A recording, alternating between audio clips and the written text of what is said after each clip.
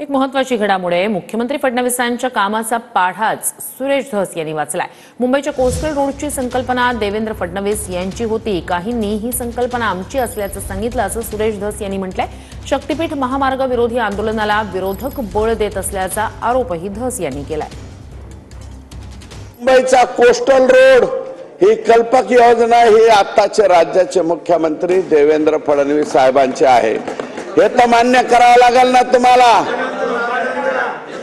कुठं मान्य केलं? ज्यावेळेस कोस्टलला सेंट्रल गव्हर्नमेंटची मान्यता आली, तुमच्या पक्षाचं सरकार होतं, ज्यांनी कोस्टल रोडला विरोध केला त्यांनी सगळ्या टीव्हीला बदलून घेतलं, आमची योजना आमची योजना आमची योजना। मुळात ती योजना देवेंद्र फडणवीसांची होती। देवेंद्र फडणवीस यांनाच त्याचं क्रेडिट त्या ठिकाणी गेलं पाहिजे। ज्यावेळेस समृद्धी महामार्ग काढला त्यावेळेस सुद्धा टीका झाली।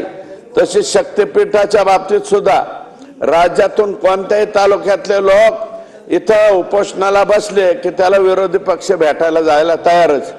अध्यक्ष महोदय, नागपूर पासून कोल्हापूरच्या आमच्या अंबाबाई पर्यंत आम्हाला सिंधुदुर्गापर्यंत एक सलग रस्त्याने जाता येणार आहे। आम्ही समृद्धीच्या वेळेस सुद्धा पाहिलेलं आहे ना अध्यक्ष महोदय, कोणत्या पक्षाने आंदोलन केलं?